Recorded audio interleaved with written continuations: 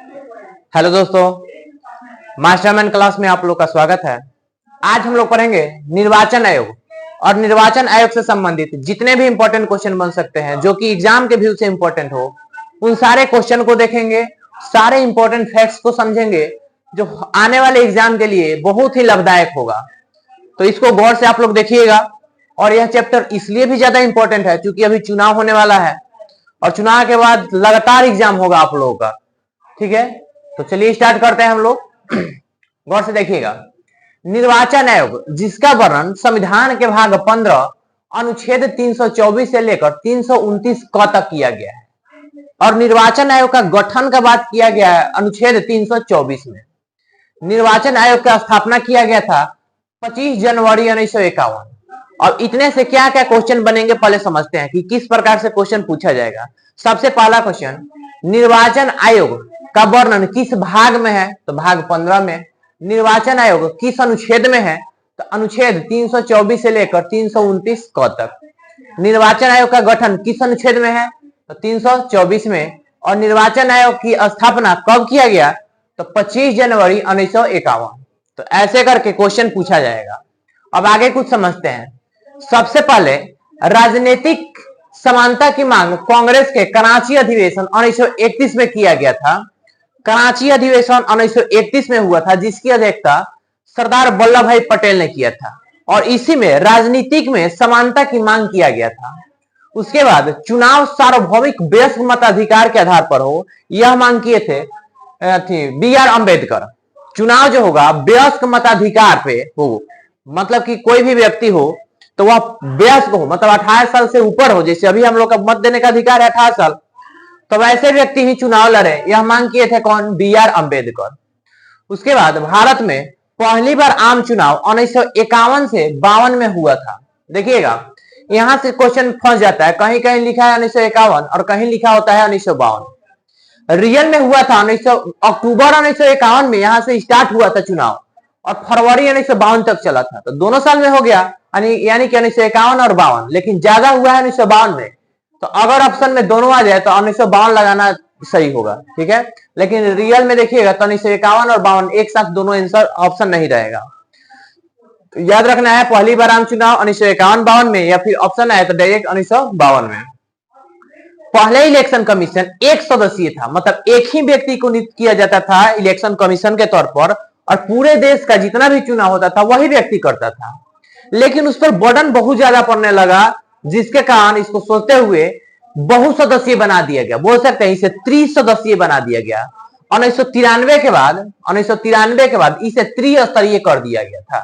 पहले कैसा था? तो पहले एक सदस्यीय था, उसके बाद कब किया गया त्रिसदस्यीय? तो 1993 के बाद कर दिया गया। अब एक व्यक्ति मेन हो गया और दो सब्सिडरी हो गया, मतलब इसको सहायता प्रदान करने के लिए।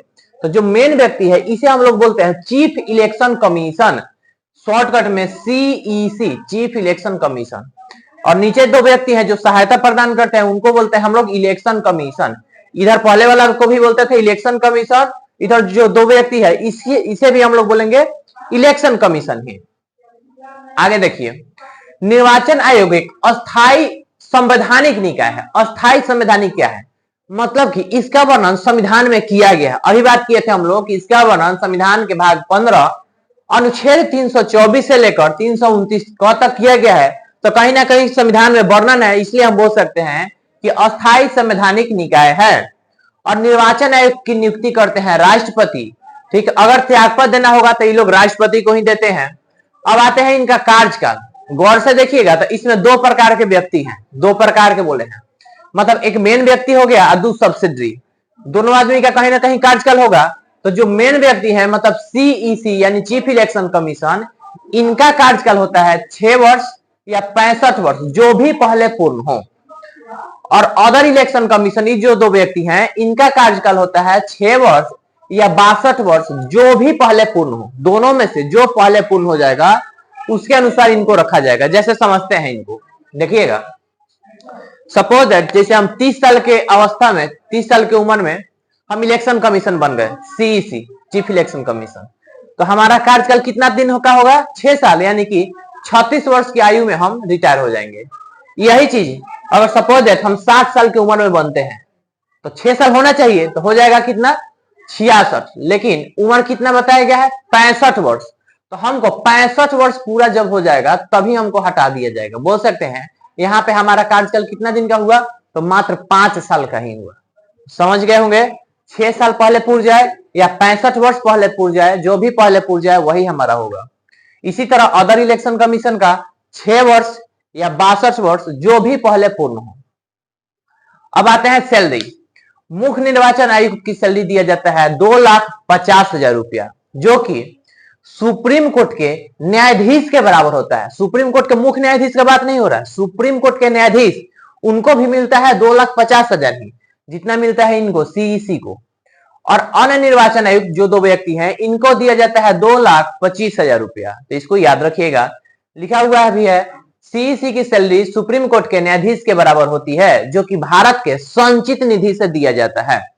संचित निधि, आकस्मिक निधि, लोक लेखा निधि, यह क्या होता है अगर आप लोग को नहीं पता है तो एक इससे संबंधित एक वीडियो बना दिया गया है, जाकर सबसे पहले वह वीडियो आप लोग देखिए तो और अच्छा से समझ में आएगा ये वाला कि संचित निधि क्या है, उसमें पैसा कहां से जाता है, वह पैसा क्या होता है, सब चीज बताया गया वहां पे।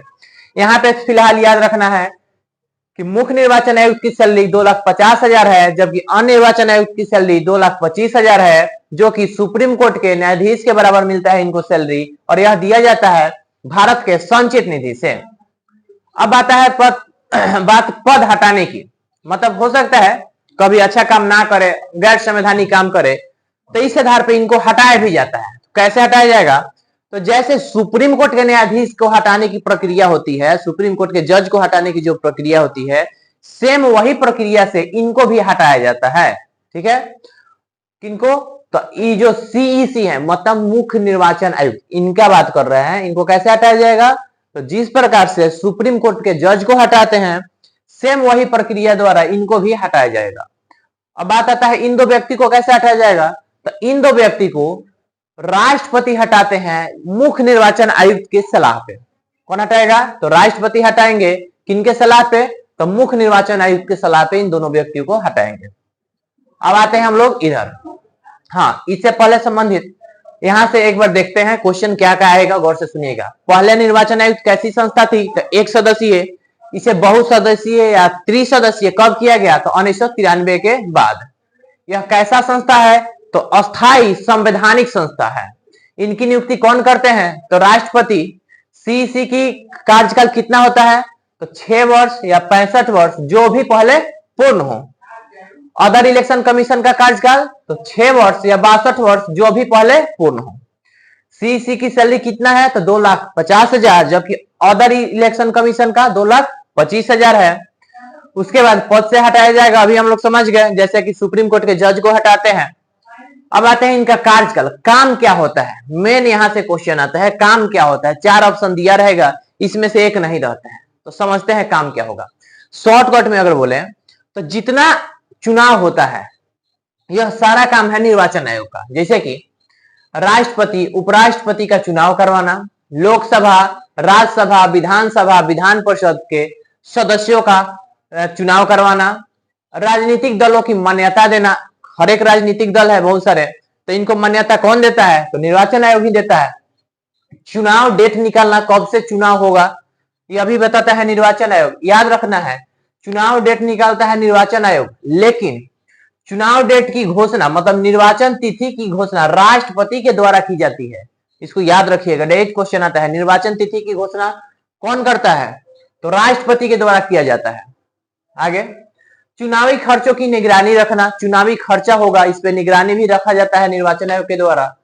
आचार संहिता लगाना और पालन करना, चुनाव से कुछ दिन पहले आचार संहिता लग जाता है ताकि निष्पक्ष तरीका से मतलब पारदर्शी तरीका से आपका चुनाव हो, कोई इसमें अपना पावर यूज ना कर पाए, मतलब सरकारी पावर दिखा के आप पे रोब ना दिखाए और अपना पावर का इस्तेमाल करके जबरदस्ती आपसे वोट ना ले, इसके लिए चलाया जाता है आचार संहिता। ठीक है, निष्पक्ष एवं पारदर्शी चुनाव करवाना भी इनका काम है। और मतदाता पहचान पत्र तैयार कराना, चुनाव चिन्ह का आवंटन करना, हर एक व्यक्ति को दिया जाता है कि आपका कुल्हाड़ी छाप हो गया, बैगन छाप हो गया, चिमनी छाप हो गया, तो यह सब चिन्ह किनके द्वारा दिया जाता है, तो निर्वाचन आयोग के द्वारा ही दिया जाता है, तो इसको याद रखिएगा। उसके बाद मतदान समाप्त होने से 48 घंटे पहले चुनाव प्रचार बंद कर देना चाहिए या फिर होता ही है। चुनाव जैसे कल समाप्त होता है तो कल से लेकर जब समाप्त होता है उससे 48 घंटे पहले तक आप जितना भी प्रचार प्रसार हो रहा है करा रहे हैं इनको बंद कराना होता है, एकदम अनिवार्य है। तो इसको याद रखिएगा, बहुत इंपॉर्टेंट है ये। आगे चुनाव प्रचार से संबंधित कुछ समिति, अभी हम लोग बात कर रहे थे